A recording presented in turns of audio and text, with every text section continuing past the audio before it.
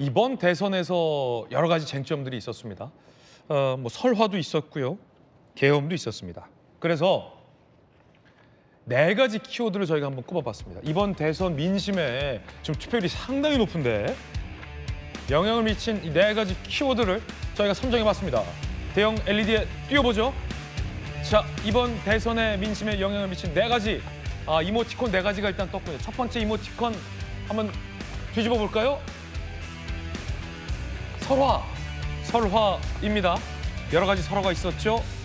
들어보시죠.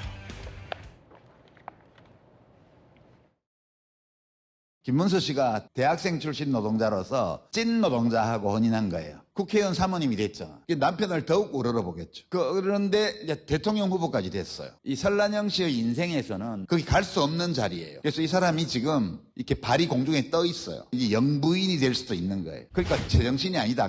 우선 표현이 좀 거칠었던 거? 그건 제가 잘못한 것 같아요. 제가 그 부부를 옛날에 잘 알았기 때문에 내가 이해하는 바로는 이랬던 것 같다. 내재적 접근법에. 네. 윤석열 대통령에 대해서 제가 늘 그렇게 얘기를 했어요. 그러니까 늘 내재적 접근이다라는 해명도 논란이었습니다. 이재명 후보는 뭐라고 얘기했었을까요? 들어보시죠. 이미 본인께서 사과하신 것 같습니다.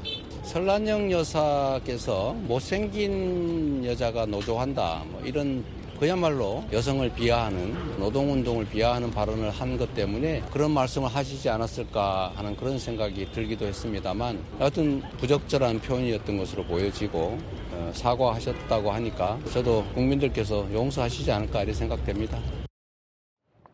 국민의힘은 강하게 비판합니다. 자, 김혜지 수석부대변인, 유시민 1차 가해, 이재명 2차 가해, 김어준 3차 가해, 진보의 탈을 쓴 위선자 3인방이다. 유시민, 이재명, 김어준의 말과 태도, 남성 중심주의 그 자체, 진보라고 말할 자격 없다라고 강하게 비판했습니다. 제정신 아니다. 뭐 논란의 발언 이후 그 해명도 내재적 접근이라고 한 것에 대해서 1, 2, 3차 가해다. 국민의힘은 이렇게 비판했습니다. 송 변호사님. 그 이재명 후보가요, 유시민 전 이사장이 사과했으니까 됐다는 식으로 넘어가자는 태도를 취하고 있잖아요. 이런 것에 대해서 사실 우리 국민들께서 굉장히 마뜩찮은 시선으로 보고 계실 것이다라고 생각합니다. 우리가 때리는 시어머니보다 말리는 시누이가 더 밉다고. 사실은 이재명 후보가 저 상황에서 했어야 될 말은 우리는 유시민 전 이사장과 분명하게 생각이 다르다. 그리고 나와 민주당은 그런 식으로 사람을 성별로 차별하고 노동자 출신이라고 무시하지 않고 학력으로 차별하지 않는 정치를 하겠다라고 하는 명확한 메시지가 나왔어야죠. 그런데 본인이 사과하신 것 같습니다라고 하면서 거꾸로 김문수 후보 측에 화살을 돌립니다. 그런 정치가 지금 우리 국민들께서는 국민 눈높이에 맞지 않는 그런 화법이라고 보실 겁니다. 그리고 유시민 전 이사장의 발언 자체에 대해서 제가 한 가지만 더 말씀을 드리면, 그 왕후장상의 씨가 따로 있느냐라고 하는 말을 우리 시청자들께서 한 번쯤 들어보셨을 겁니다. 그 말이 언제 나왔냐면 기원전 209년에 나왔습니다. 진승오광의 난이라고 해서 당시 이제 그 진나라가 상당히 폭정을 펼치고 있었는데 농민 반란을 일으킨 주역들 두 사람이 왕후장상의 씨가 따로 있느냐라고 하는 말을 했죠. 유시민 전 이사장의 이런 발언은 기원전 209년에 갖다 놔도 그 시대에조차 뒤떨어지는 발언입니다. 그런 분이 과연 그 진영의 최대 스피커 내지는 이데올로그 역할을 하고 있는 진영이 얼마나 진정성이 없고 위선과 선민의식에 가득 차 있는가, 이런 것을 보여주는 사건이다라고 말씀드리겠습니다. 김유정 의원님. 일단 유시민 작가는 민주당원은 아마 아닐 거예요. 아닌 걸로 알고 있고, 그리고 선대위에서 뭔가 역할을 맡은 분은 아니죠. 그럼에도 불구하고 유시민 작가를 김문수 후보 측이라고 생각하는 사람은 없을 겁니다, 아마. 이제 그런 점에서 굉장히 아픕니다, 저희로서는. 그리고 이재명 후보가 1, 2, 3 캠페인이라고 해서 1번 이재명에게 3표만 몰아주십시오. 이렇게 하면서 정말 한 표 한 표 저희가 온 정성을 다해서 선거 캠페인을 22일 동안 해왔습니다. 그런데 유시민 작가의 이 발언이 저희에게는 상당한 손해가 있었을 거예요.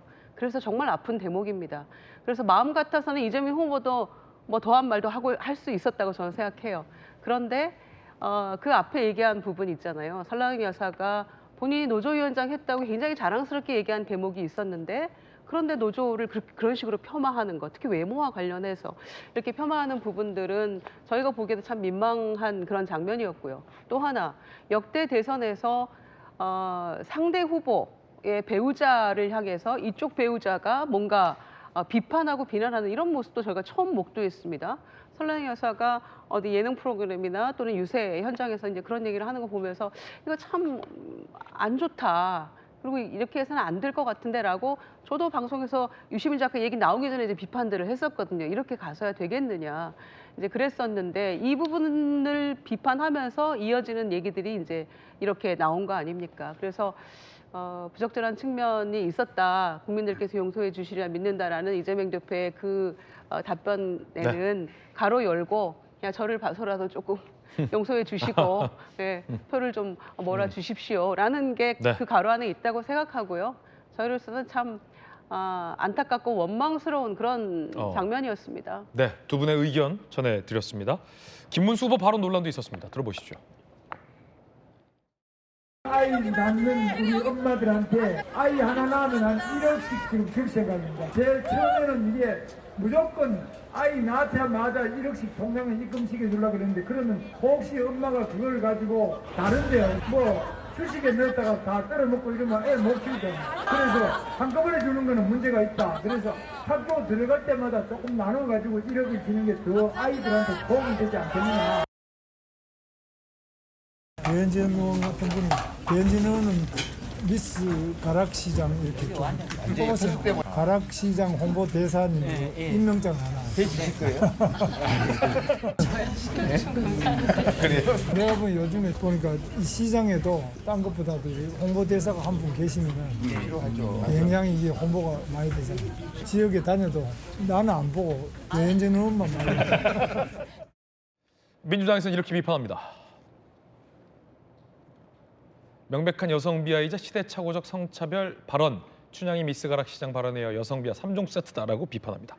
김병욱 의원님, 미스가락 시장 발언 어떻게 보십니까? 저기 아까 출산 1억 원 주는 것도 아기를 안고 있으면서 저런 발언을 하잖아요. 미스 가락 시장도 배현진 의원이 있는 그 자리에서 또 얘기를 합니다.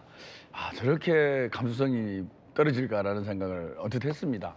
이 출산 문제는 정말로 대한민국의 가장 큰 과제 아니겠어요? 제가 국회의원 생활하면서 몇 가지 정말로 해결이 안 되는 것 중에 하나가 바로 출산율 문제예요. 그다음에 양극화, 국토 균형 개발 여러 가지가 있는데 많은 국회의원들이 정말 논의를 하고 정부랑 협의를 해도 대책이 안 나오는 그러다 보니까 이제 이런 그 경제적 지원을 해야 된다라는 결론도 많이 나오고 있지 않습니까?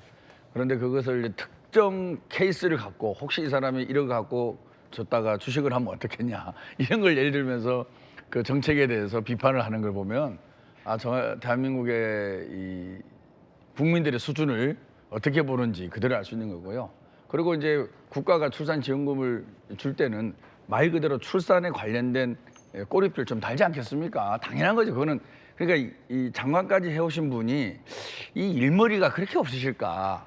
국가가 어떤 정책을 결정하고 집행을 할 때 어떤 프로세스를 갖고 행정의 성과를 낼 것인지라는 그림을 갖고 정책이 만들어지는데 저런 발언을 하시는 거 보면은 정말로 앞으로 만일에 될 가능성은 없지만 되더라도 대한민국을 어떻게 이끌어갈지 걱정이 많이 되고요.